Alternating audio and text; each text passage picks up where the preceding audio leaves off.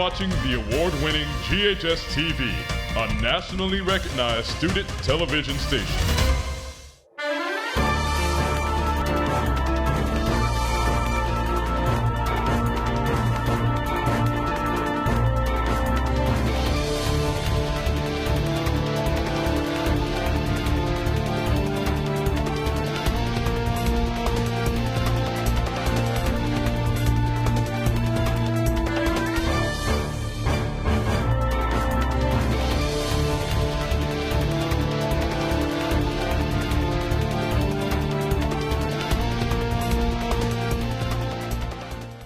Welcome to GHS Insider, the show that's all about the G. I'm Maria Strickland, and today you'll get an inside look at everything happening around Germantown High School. Here's what's coming up. Ready? Pull. The trap shooting team is recruiting new members. We'll tell you about a free event that introduces teens to the sport. Students who've never heard of it or don't know what it is can come to Shelby Farms Park and for free shoot a shotgun under the direct supervision of coaches and break a clay disc out of the sky.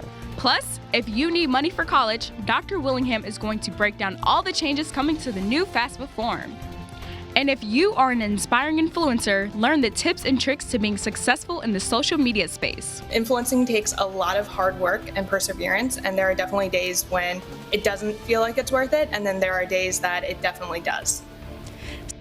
But first, tonight you have another chance to see the nerd on the Poplar Pike Playhouse stage. The play centers on the hilarious dilemma of a young architect who was visited by a man he's never met but who saved his life in Iraq.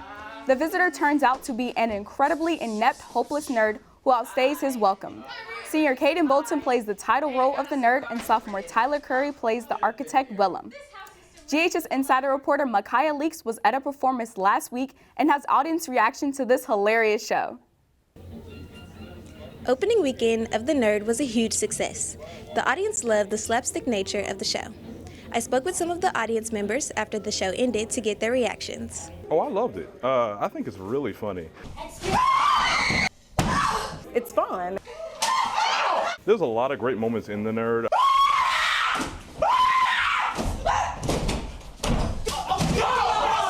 It's many different things that went on in the play, and it was just really funny to me, and it was just a good play overall. The moment I enjoyed the most was when Rick was playing with the tambourine. It was really funny. I'll say, can you see by the dawn's early light? The audience should come out and see the play because there's such a lot of humor in the play. And I think overall you can kind of feel that energy as you're watching, and just the engagement that you can get from a really good crowd that you're watching it with just makes it 2 times better. I think you're right. I mean, she was only about 8 or something. And how old were you? 30. I think it's best if people just come out to support, like even the students at school. I think people should just come experience it for themselves. You still have time to see The Nerd at the Poplar Pike Playhouse. The show runs through this Sunday. Reserve your tickets at ppp.org. Reporting for GHS Insider, I'm Micaiah Leaks. If you've ever considered joining the GHS trap shooting team, now's your chance. The team is co-sponsoring the annual trap shooting recruiting day out at Shelby Farms. Trap shooting is a sport where participants use shotguns to shoot clay plates, also known as clay pigeons. During the recruiting event, students from area schools have the opportunity to learn and experience trap shooting for free. It's quite addictive, so once you do it, you want to come back and shoot more. So we hope that it brings us more athletes. The recruiting day is Saturday, November 11th from 10 a.m. to 2 p.m. out at Shelby Farms. See Coach Argadell in S Building for more information. Make a TikTok post, earn some cash. Seems easy enough. Maybe you are already doing it. But for those looking to getting into the influencer market, what should you know? How much can you really make? Are there any cautionary tales? GHS Insider reporter Maya Logan is in the studio with an expert. Hey Maria, Taylor Shanette is a GHS alum and social media influencer with more than 117,000 followers on TikTok and nearly 19,000 Instagram followers. We invited her on the show today to discuss tips and tricks to building a social media following. She joined us virtually from her home in Orlando, Florida. Hi Taylor, and welcome to GHS Insider.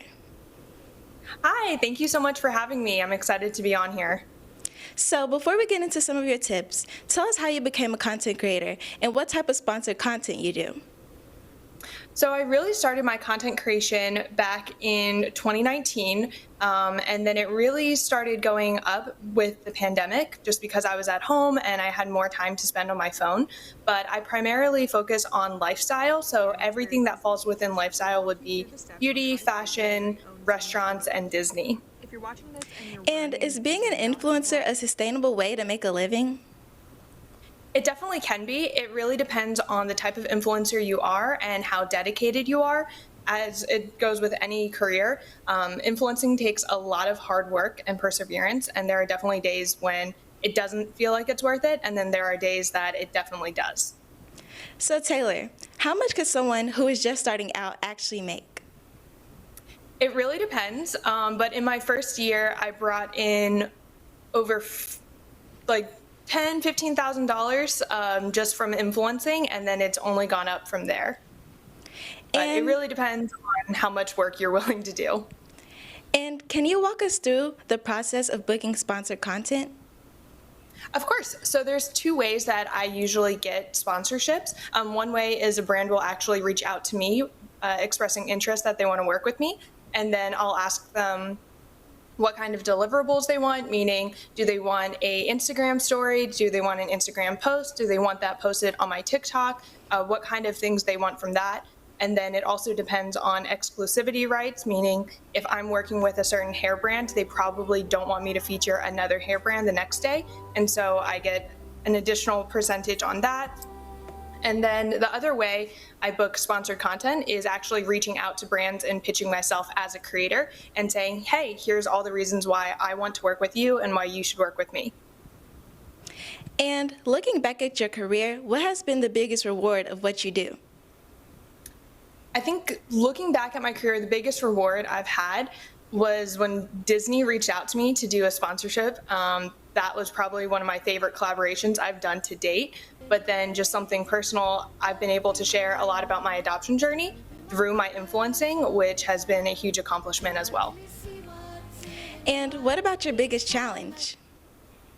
The biggest challenge I have is putting yourself out there and reminding yourself that a lot of people have eyes on your page. And so there's a lot of pressure that comes with that, and just making sure you're saying the correct message. When you're putting content on social media, even if you're just a small-time content creator, you never know who's going to see your stuff, and so that can be a little bit unnerving. And what should people, teens especially, look out for as they start a career as a content creator? You definitely want to be conscious about what you're posting on social media. Social media does not go away, and so with anything you post, it's going to be there. And so you really have to decide if content creation is for you, and if so, how much of your life you're going to post. And so for me, I post a lot about my personal life and my personal journey, but there are aspects of my life that I've chosen not to share online just because I don't know who's watching, and I don't want to invite people into my home in some areas of my life. What are the rules of sponsored content, for example, if you book a clothing brand or a restaurant? So it really depends on what my contract is with that brand. Usually some of the common ones are just make sure you deliver high quality content, make sure it's, not janky with the camera wiggling around or it being all blurry or bad lighting. It really depends on what the brand wants and who the brand is, because some brands have different voices that they want to convey, and then other brands want it to be more natural and relaxed. Thank you so much for talking with us today, Taylor. Of course, thank you so much for having me. Live in studio, I'm Maya Logan, reporting for GHS Insider.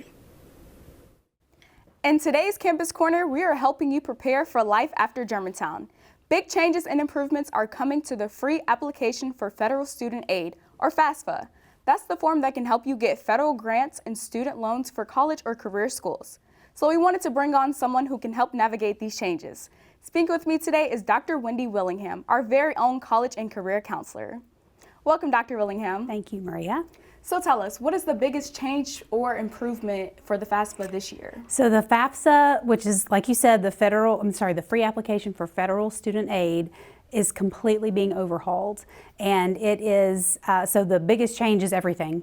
And the improvement is, I can't tell you because I don't know yet, because it has not been rolled out yet. So what information will students need to fill out the form? They need several things. Basic demographic information. They also are going to need an FSA or Federal Student Aid ID, and that takes a couple of days to be verified. So we're going to get started on that pretty soon. And then also everyone who is included in the application, which will be a student and at least one parent, possibly both parents or guardians, depending on how they file their taxes. We're not going to get into that right now. But everybody has to have a personal email account, which is a new feature this year. So everybody has to go ahead and make sure that they have that, and then the basic demographic information. Dr. Willingham, the date for the FAFSA has changed this year. When is it opening now? Not sure. They have not given us a date. We have been told December 2023, and that's coming from the FAFSA people, but also from the local people. They don't know either. So it could be December 1st, it could be December 31st. We just don't know yet. Are there any tips you have in regard to the new process? Absolutely. First of all, we need to start getting those FSA IDs signed up for sooner rather than later, because it does take a couple of days to get verified. We also want to make sure that you are completely honest when you are filling out your application, because once you do your part, your parent or guardian does their part, then your parents are going to have to connect their part to their tax filing for this upcoming year, for 2024. I'm sorry, for 2023. And so it's connected to the IRS. So you want to be completely honest. And I've seen some situations where people were not totally honest, and then when that IRS stuff got kicked in, it totally messed up their financial aid packages. So be thorough, be honest, and get it done on time. Dr. Willingham, finally, why should everyone fill it out? You have to. If you have any intention of doing any post-secondary training in a 4-year college, a 2-year college, or a vocational training program like Tennessee College of Applied Technology or MoreTech, you have to complete it to qualify for things like the Tennessee Promise, which, by the way, every one of our eligible seniors has applied for. I'm really proud of that. But in order for you to access that Tennessee Promise, you have to have a FAFSA filled out. If you want to do any kind of loans, if you want to qualify for a Pell Grant, if you want to qualify for a work-study program through your college, and in a lot of cases, institutional or school-based scholarships, they look at your FAFSA to determine what kind of financial aid package they're gonna offer to you. So unless you are going straight to work or straight to the military, and even if you are, we're still going to do that FAFSA, but it is required for you to move on to the next step in post-secondary training. Thank you so much for giving us this update on the FAFSA. It was very helpful. Thank you. And I just want to tell you, we will do some trainings. We will have the people from the state here to talk to you and you guys and your parents, so you'll be well prepared when it's time to fill it out. Thank you so much. Thanks. She fixes our computers and keeps the library tidy. GHS librarian Miss Alter entered our quick fire chamber. Let's see if she can survive the hot seat.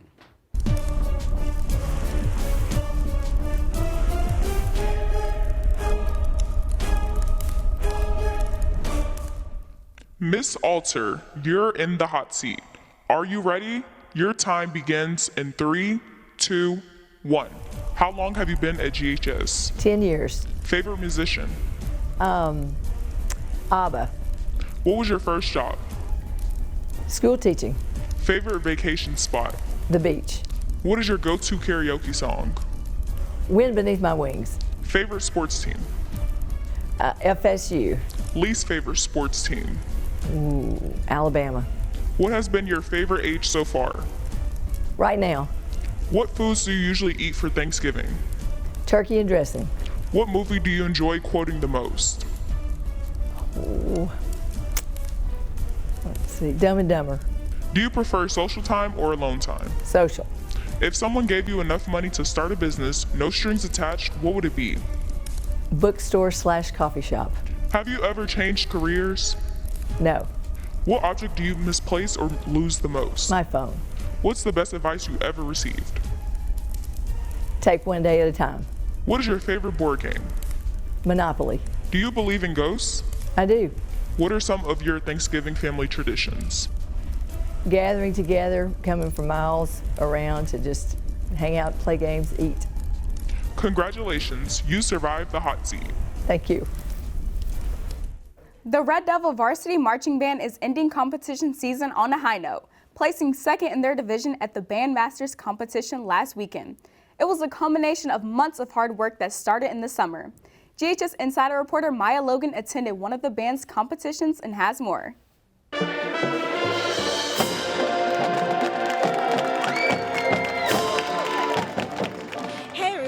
I'm here at the 3rd Annual Championships at Bartlett Station Band Competition, where our very own GHS Marching Band has just finished performing.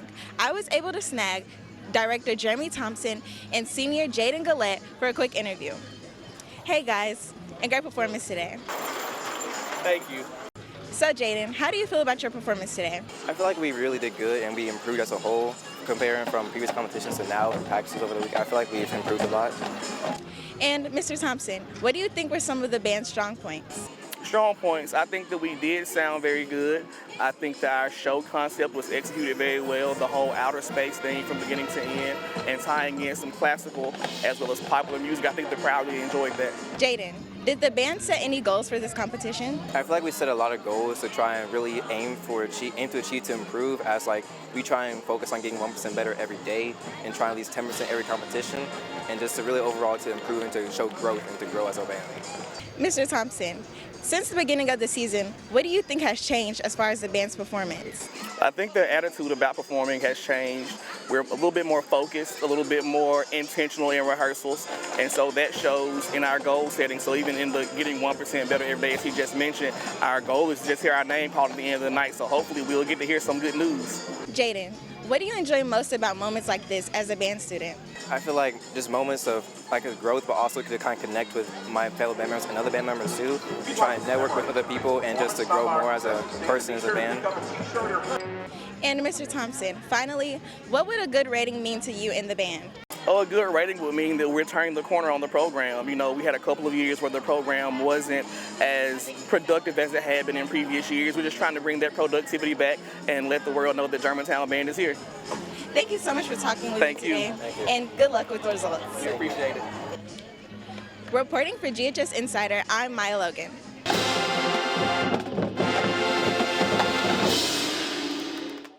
We are excited to report that the band placed 4th in their division at the Bartlett competition. So congratulations on the great showings at both competitions. Now, Dr. Stencil has a message for the student body. Good morning, Red Devils, and welcome to the fall quarter of 2023. We had a wonderful first quarter, and I hope everybody had a wonderful fall break. Maybe got to travel, get some rest, and be ready for our stretch until we get to Christmas time. As everybody knows, our first quarter is always the busiest. We get school started. We've had a wonderful start to the school year. Our football team is currently ranked 3rd in the state and undefeated. Our entire student body has done a great job of supporting each other, including our volleyball team, soccer team. Our cross-country team is still running, and they're doing extremely well. And it's just been a great group effort by our students at Germantown High School. I really appreciate the way that our student body has come together, and we are going to have a very quick second quarter, and before you know it, Christmas will be here. So take care of business, and let's continue to have a great year. Thank you. Turning now to GHS Sports. The playoffs are here, and our undefeated Red Devils are ready to punch their ticket to the state championship. But first, they must get through the 4-6 West Creek Coyotes. The team clinched their playoff bid weeks ago, so last week's game against White Station was a formality.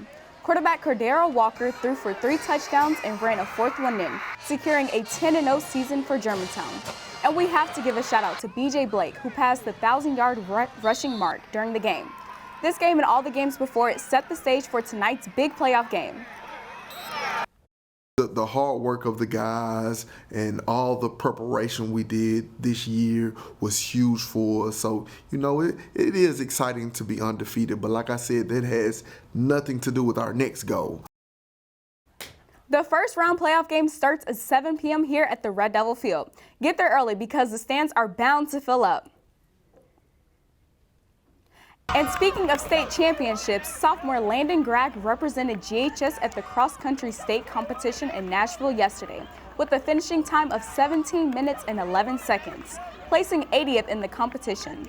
He qualified at regionals last week with a time of 17 minutes and 15 seconds. Gregg is the first Red Devil to make it to state in 7 years. Taking even an individual runner to state is just absolutely huge. These boys, some of these boys have been working for 4 years, many of them 3. The actual one who qualified, this is his first year running cross country.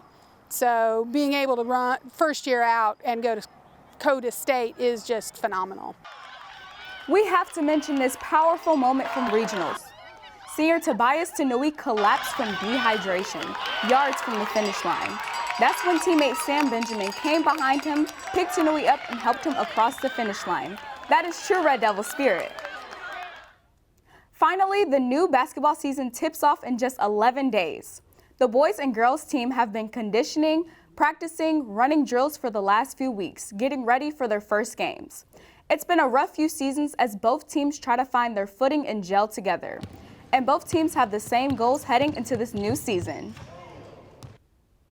My expectations for this season is like every season. We want to win as many games as we can win. This year, we lost a lot of firepower, so we're going to be different this year. It might be some struggles early, but hopefully in the end, we can be playing our best basketball.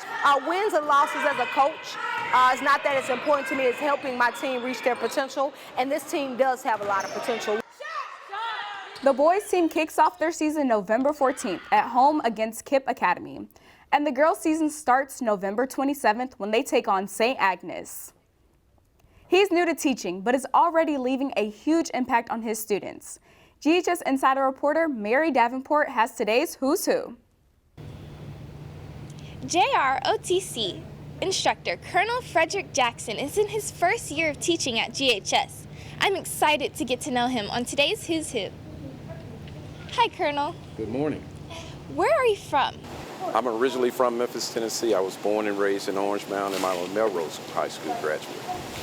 As a colonel, what does that mean, and where does that fall among other ranks? The colonel rank is a high level in the military, and so I'm ranking above. And how I got there was I attended Tennessee State University and received my engineering degree. And from there, I went to Vanderbilt, Army ROTC program, and I was commissioned as a second lieutenant upon graduation. Where all have you been stationed? Well, I've been stationed throughout the world. I've been to Panama, Germany, Korea, London, Paris. So I've been to throughout the world pretty much. And one thing I've learned, the different cultures that they have, it's always an incentive or a good deal to learn what other people do in their countries. Turning to GHS, why did you transition to teaching after having a military career? I decided to teach because I wanted to help someone who looks like me, give them the opportunity by providing scholarships, and maybe they could join the military to get their life started if they were in an economical situation like I was in. So I just wanted to do my best to help others. It's a great job. We're looking forward to seeing you guys, drill meets and everything. We're doing a great job. What have you enjoyed most about teaching at Germantown High School? I enjoy all the students, and I know educationally Germantown is a great school. My children graduated from Germantown High School, and one is a doctor now, so I know the background that she received at Germantown propelled her to that level. What is a goal you have set for the JROTC program? One of the goals I've set is that I want them to be the best ROTC program in the city of Memphis, and I'm going to work the hardest to get the students more scholarships and things like that to propel them in life. Colonel Jackson, it is great getting to know you on today's Who's Who. Thank you. Reporting for GHS Insider, I'm Mary Davenport. That's it for us here at GHS Insider. If you have a story you'd like to see on the show, scan the QR codes around campus to submit your idea. And remember, you can follow us on Instagram. Our handle is GHS-TV. As we leave you, here's what our peers had to say when we asked them, what is Thanksgiving? Thanks for watching, and we'll see you next time on GHS Insider. Thanksgiving is just like giving thanks to your family and being with your family and giving them love.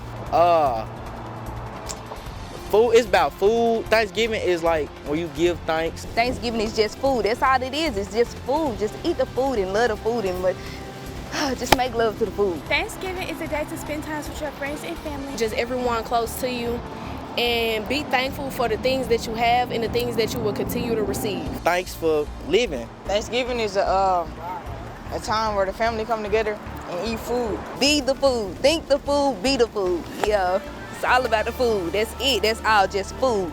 Nothing else but food, drinks, cake, and that's it.